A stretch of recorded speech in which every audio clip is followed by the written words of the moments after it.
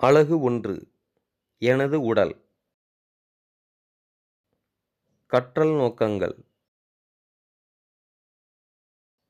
இப்பாட இறுதியில் மாணவர்கள் பெறும் திறன்கள். மனித உள்ளுறுப்புகளை இனங்கண்டு விவரித்தல். உள்ளுறுப்புகளின் முக்கிய பணிகளை பட்டியலிடுதல். பற்களின் வகைகளை வேறுபடுத்தி அறிதல். வாய் நலத்தின் முக்கியத்துவத்தை உணர்தல். நல்ல தொடுதல் மற்றும் தவறான தொடுதல் பற்றிய விழிப்புணர்வை பெறுதல்.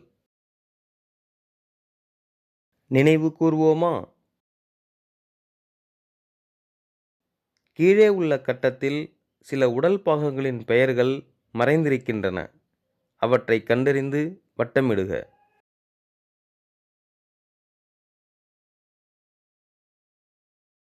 உள் உறுப்புகள். உடலின் சில பாகங்களான கண்கள், மூக்கு, காதுகள், கைகள் போன்றவற்றை நம்மால் பார்க்க முடிகிறது.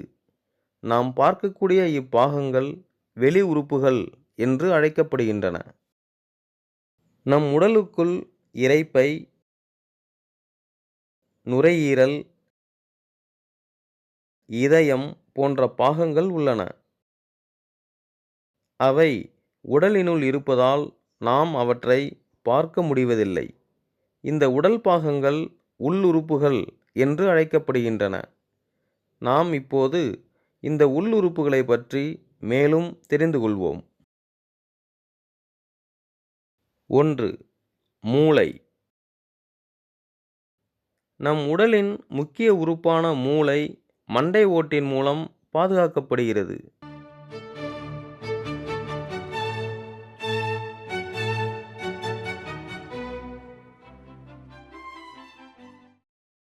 இதில் 3 முக்கிய பகுதிகள் உள்ளன. அவையாவன: 1. முன்மூளை, 2. நடுமூளை, 3. பின்மூளை. மூளை என்பது நம் உடலின் கட்டளை மையம். இது நாம் சிந்தித்து பல்வேறு செயல்களை செய்ய உதவுகிறது. கைகளை அசைத்தல், அமர்தல் அல்லது நடத்தல் போன்ற நாம் செய்யும் ஒவ்வொரு செயலும் நமது மூளையின் கட்டளையின் காரணமாக மட்டுமே நடைபெறுகிறது.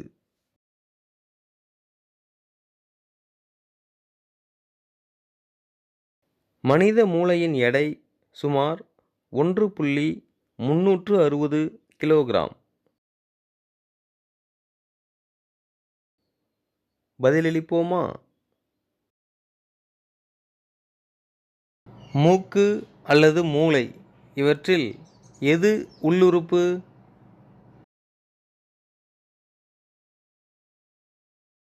நம் உடலின் உள்ளுறுப்புகளை நம்மால் பார்க்க இயலும். இது சரியா தவறா?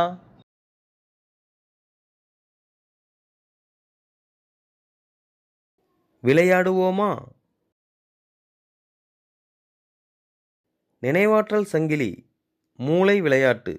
ஆசிரியர் உதவியுடன் செய்க. எப்படி விளையாடுவது? 1. மாணவர்களை வட்டமாக அமர வைக்கவும். 2. ஒரு தட்டில் வெவ்வேறு உடல் பாகங்களின் பட அட்டைகளை வைக்கவும். மற்றொரு தட்டை காலியாக வைக்கவும். 3. இப்போது மாணவன் ஒருவனை அழைத்து ஓர் அட்டையை எடுக்கச் சொல்லவும். அதிலுள்ள உடல் பாகத்தின் பெயரை கூறச் செய்து மற்றொரு தட்டில் அந்த அட்டையை போடவும். 4. இப்போது அடுத்த மாணவரை அழைத்து மற்றொரு அட்டையை எடுத்து முதல் மற்றும் இரண்டாவது அட்டையில் உள்ள பாகங்களின் பெயர்களை கூறச் சொல்லவும். 5. வேறொரு மாணவர் ஒரு சீட்டை எடுத்து முதல் 2 அட்டைகள் மற்றும் 3வது அட்டையில் உள்ள உடல் பாகங்களின் பெயர்களை கூறச் செய்யவும்.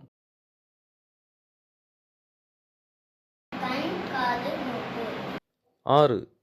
அதேபோல் அனைத்து மாணவர்களையும் அட்டைகளை ஒவ்வொன்றாக எடுக்கச் செய்து முந்தைய அட்டைகள் மற்றும் தாம் எடுத்த அட்டையில் உள்ள பெயர்கள் அனைத்தையும் கூறச் செய்வதன் மூலம் நினைவாற்றலை பெருக்கலாம்.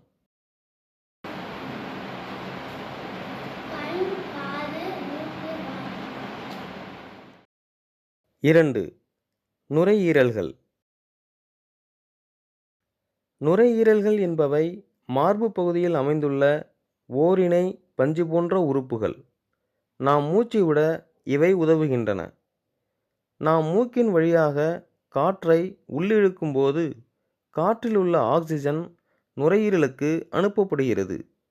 இப்போது நுரையீரல் விரிவடைகிறது, அதாவது பெரிதாகிறது. நாம் காற்றை மூக்கின் வழியாக வெளியேற்றும் போது நுரையீரல்களிலுள்ள கார்பன் டை ஆக்சைடு வெளியேற்றப்படுகிறது. இப்போது நுரையீரல் சுருங்குகிறது, அதாவது சிறிதாகிறது.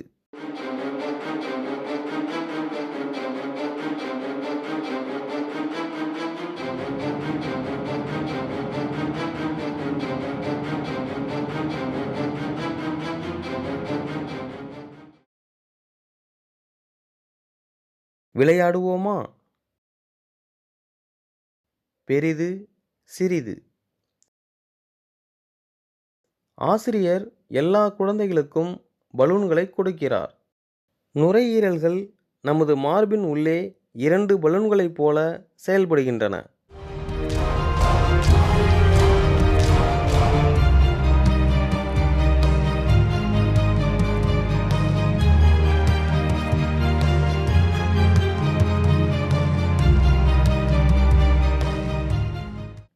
சுவாசித்தலில் காற்றை நாம் உள்ளிழுக்கும்போது நுரையீரல்கள் காற்றால் நிரம்புவதால் பெரியதாக மாறுகின்றன. மூச்சை வெளியே விடும்போது நுரையீரலிலிருந்து காற்று வெளியே தள்ளப்படுவதால் அவை சிறிதாக மாறும். 3. இரைப்பை. இரைப்பை என்பது நுரையீரல்களுக்கு கீழே காணப்படும் ஒரு ஜே வடிவ பை. இது உணவுப் பொருள்களை சிறு சிறு கூறுகளாக நமக்கு ஆற்றலை அளிக்கின்றது.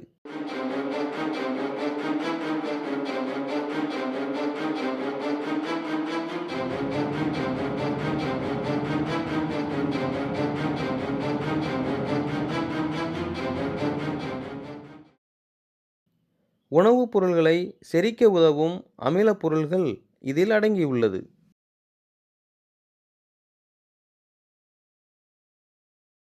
4. இதயம். நம் இதயம் ஓர் இரத்தம் இறைக்கும் உறுப்பு ஆகும். இது உடலின் அனைத்து பாகங்களுக்கும் இரத்தத்தை அனுப்புகிறது.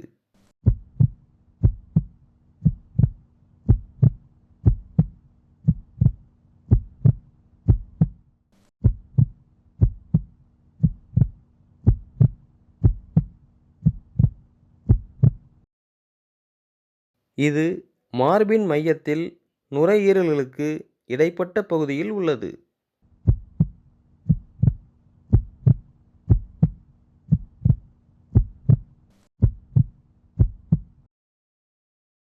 இது இதய தசையால் ஆனது.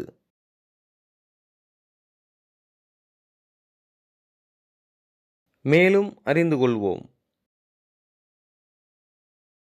இதயம் ஒரு நிமிடத்திற்கு சராசரியாக 72 முறை துடிக்கிறது.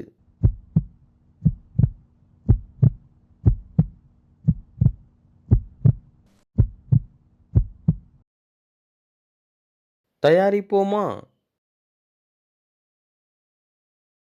இதய துடிப்பு மானி, ஸ்டெதாஸ்கோப். நமக்கு தேவையானவை: நெகிழ்வான ரப்பர் குழாய், சிறிய புனல்கள், நடுத்தர அளவு பலூன், ஒட்டு நாடா மற்றும் கத்தரிக்கோல். தயாரிக்கும் முறை: 1. நெகிழ்வு குழாயின் இரு முனைகளிலும் புணல்களின் சிறிய முனையை இறுக்கமாகச் செருகவும். 2. ஒட்டு நாடாவை பயன்படுத்தி புணல்களை ஒட்டவும். 3. பலூனை ஊதி விரிவடையச் செய்யவும். 4. காற்றை வெளியேற்றி பலூனின் வாய்ப்பகுதியை வெட்டிவிடவும். 5. பலூனின் எஞ்சிய பகுதியை புணலின் திறந்த முனையில் இறுக்கமாக கட்டி அவ்விடத்தை ஒட்டு நாடாவால் ஒட்டவும். 6. உனது இதயத்தின் மீது இதயத் துடிப்பு மானியில் உள்ள ஒரு புணல் முனையை வைத்து மற்றொரு புணல் முனையை உனது காதுக்கு அருகில் வைக்கவும். 7. தற்போது இதயத்தின் ஒலியை உன்னால் கேட்க முடிகிறதா?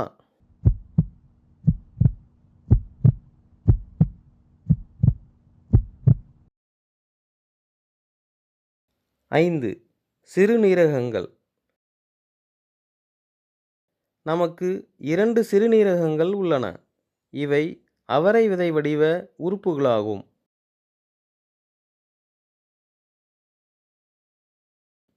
சிறுநீரகங்கள் இரத்தத்தில் உள்ள அதிகப்படியான நீரையும் நச்சுக்களையும் வடிகட்டி இரத்தத்தை சுத்திகரிக்க செய்கின்றன.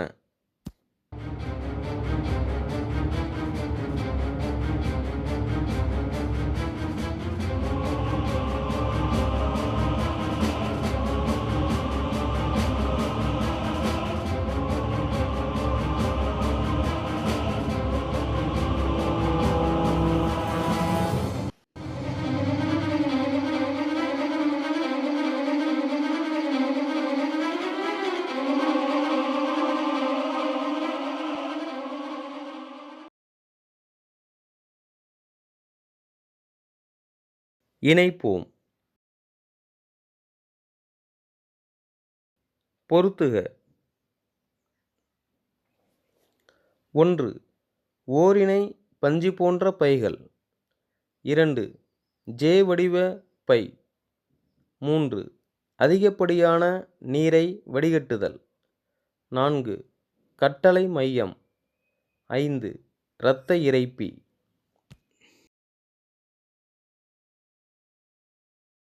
மேலும் அறிந்து கொள்வோம். ஒரு சிறுநீரகத்தின் பாதிப்பாக மட்டுமே 2 சிறுநீரகங்களும் இணைந்து செய்யும் வேலையைச் செய்யும் திறன் கொண்டது.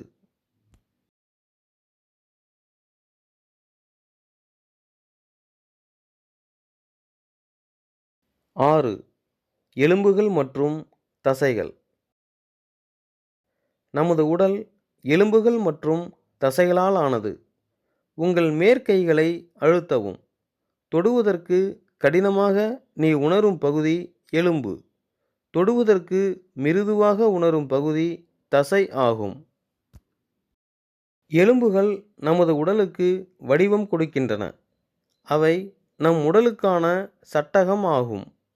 நாம் குதிக்கவும் ஓடவும் மற்றும் ஓய்வு நிலையில் இருக்கவும் படுத்திருக்கவும் இவை உதவுகின்றன. எலும்புகள் உடலின் உட்புற பாகங்களை பாதுகாக்கின்றன. தசைகள் என்பவை நமது எலும்புகளை மூடியுள்ள மென்மையான பாகங்கள். இவை ரப்பர் பட்டை போன்று நீண்டும் சுருங்கியும் நமது உடலின் பல பாகங்களையும் இயக்க உதவுகின்றன. எலும்புகளை நலமாக வைத்துக்கொள்ள வேண்டுமெனில் பால், பாலாடை கட்டி, முட்டைகள் போன்ற சத்தான உணவுகளை உண்ண வேண்டும். வலுவான தசைகளை பெற நாம் உடற்பயிற்சி செய்து சுறுசுறுப்பாக இருக்க வேண்டும்.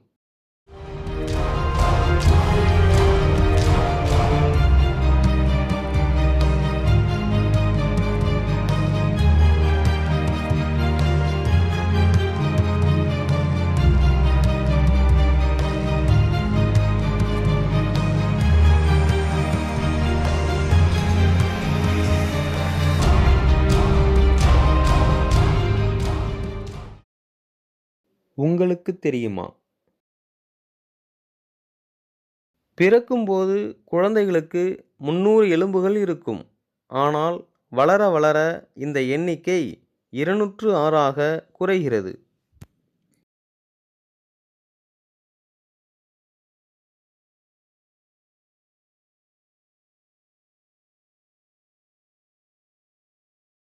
வியப்பூட்டும் உண்மை.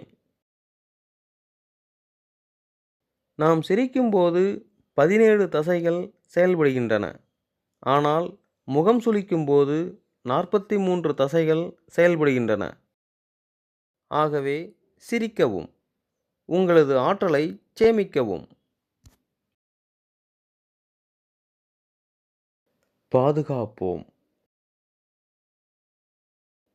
நம் உறுப்புகளை கவனமாக பார்த்துக்கொள்ள செய்ய வேண்டியவை. மூளை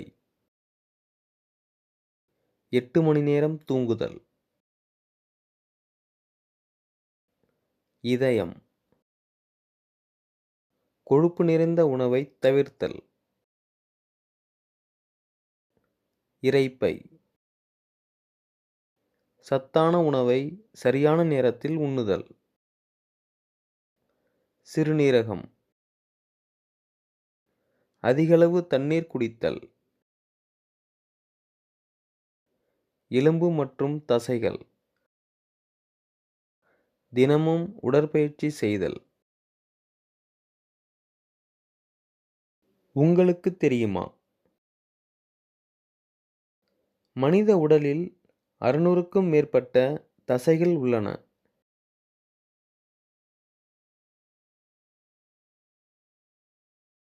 நம் உடலின் நீளமான எலும்பு தொடை எலும்பு.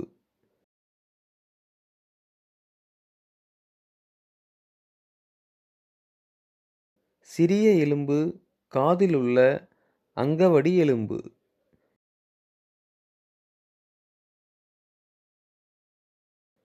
நீளமான தசை தொடைத்தசை.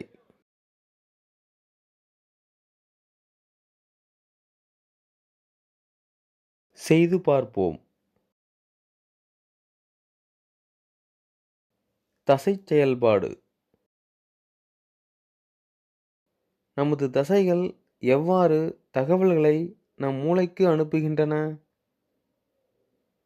தேவையானவை: பெரிய நெகிழி குவளைகள், அரிசி அல்லது பயறு. செயல்பாடு.